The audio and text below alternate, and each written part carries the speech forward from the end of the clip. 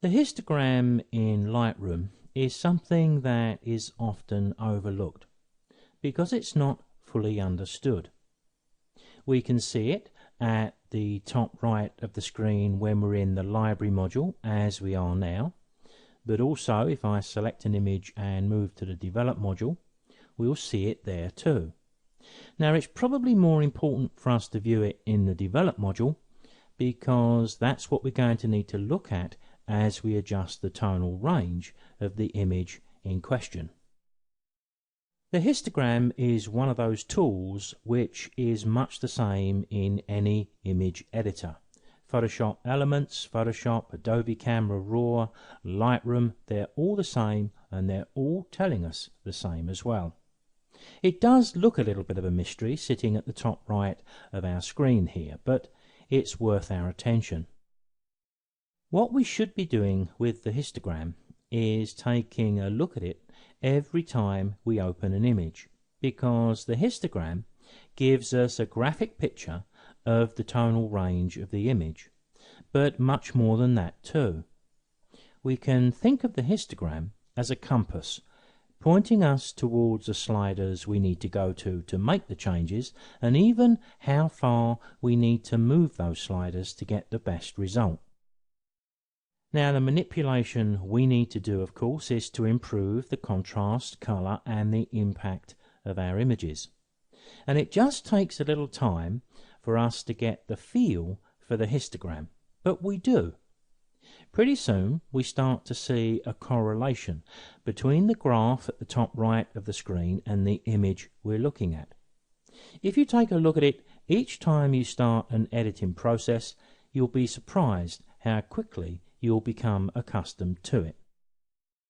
Now the image you can see on screen here is obviously a well exposed image, but even if we covered up the entire screen apart from the histogram is also telling me this is a very well exposed image.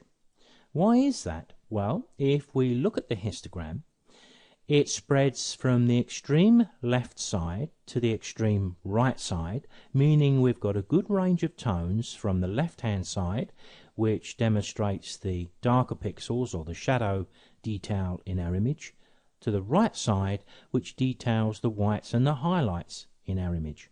But we've even got a nice tall mountainous shape as well. So all the indications in that histogram are telling us exactly the same as what our eyes can see when we look at the picture. So in this picture, the histogram and the image are telling us exactly the same thing, a well exposed picture. But supposing we took a picture of a white cat in the snow. Now I don't happen to have a picture of a white cat in the snow, but I do have a picture which demonstrates all the same characteristics. A high key image which has very few blacks within it.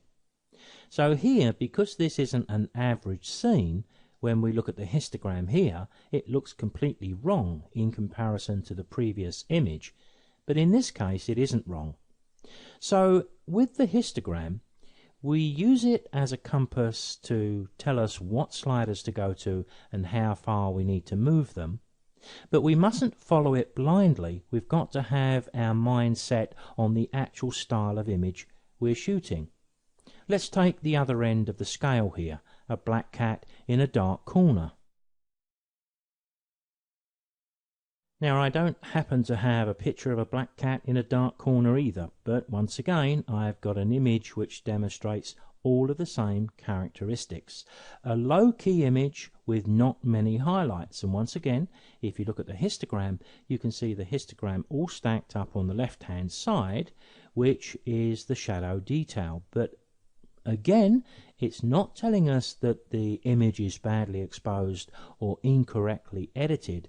It's telling us exactly what we expect to see. So the moral is, follow the histogram most of the time, but do not follow it blindly. So how do we use the histogram as a compass to tell us where to go and by how much we need to move the sliders? Well, let's open up the main sliders in the basic tab to start with. but then move the mouse into the histogram area. As I move around the histogram, you can see there's 5 distinct areas that become highlighted. If I stop in the middle and you look at the bottom left corner of this box, you see the word exposure, but if you look further down on the screen, you'll see we have a slider that covers the exposure range. If I move to the right, you can see the word highlights, and down below we've got a slider for that too, and also for the highlights. So you can see with this image where we've got masses of highlights stacked up on the right, and we would want to click these on as well so we can show which part of the image is being burnt out. But we're being told by the graph, even if the picture was hidden by a piece of card or something, that we've got something drastically wrong with this image, unless, of course, it's a white cat in the snow, which it clearly isn't. Moving the other way, we've got shadows, and we've got a slider down there for that, and also blacks. So what we're being told here is that we've probably got a little bit of overexposure, which is obvious when you look at the picture, but it's telling us where we need to move the sliders. So let's go down and do that. Let's move the exposure down a little bit. Let's take the highlights, and you can see the histogram is now reflecting this, and the whites too. I'm going to take the whites right down and the highlights right down, because what I've done here, although I've made this a lot better, and we can even see a little bit of a deficiency in the shadow, so maybe I can stretch those. So look at the histogram now. It's far better than it was, and that histogram has told me exactly where I need to go and by how much I really need to move those sliders, because with the clipping warnings turned on, these here, we can see if we've got any burnout of the highlights or the shadows. But in actual fact, it's a little bit misleading, because although that's turned on, we're being shown that there's no burnout here, but it's only because we've gone a little bit too far with the whites and the highlights. And what we're doing here is we're taking an image which doesn't have any detail in this particular area of the sky, and we're just making it a dull grey. So we're taking away the clipping warning, but we're not actually helping the top part of the image. So this particular image is past its sell-by date, as they may say. We're lacking in detail in the sky, and even with the power of Lightroom's Develop module, there's a limit to what we can do. But we've certainly improved matters. Opening up another image here, what's the histogram telling us here? Well, it's telling us we've got a little bit of underexposure, and we've got a deficiency in the highlights and whites, probably the whites more than the highlights, because we can see the histogram, the mountainous shape, tapering off before it gets to the right hand edge. If you look very carefully into the picture, you can see little speckles of blue. There's some in the center, one there and a couple there, which means in those areas we're losing shadow detail, but it's minimal and nothing we need to worry about. But here's the point of what I mean about using the histogram as a compass. Even if someone held a piece of card over the image on the screen here so I couldn't see it, I can improve that image simply by looking at the histogram, because I can see what I need to do. There I need to move the highlights, so I need to move the highlights a little bit. Probably a little bit of exposure as well, just to tweak it across, and some whites as well. And suddenly, and you can see the clipping warning, so I can see exactly how far I can go with the whites. So I know there's no burnout. And if I want to improve the shadow a little bit, then I know what I need to do. I can just lighten the shadows a bit, and there they're coming up. Now look at the histogram. If this was a picture we'd just opened up in the Develop module and we hadn't made any changes to it, when we look at the histogram, we would instantly see a well-exposed image. We've got the mountainous shape stretching nicely from the shadows on the left to the highlights on the right. We've got the peaks almost reaching the top. So the only changes we would probably want to make with an image like this are the more personal ones, whether we want more or less colour, a little bit more clarity and contrast, which are more personal rather than right or wrong.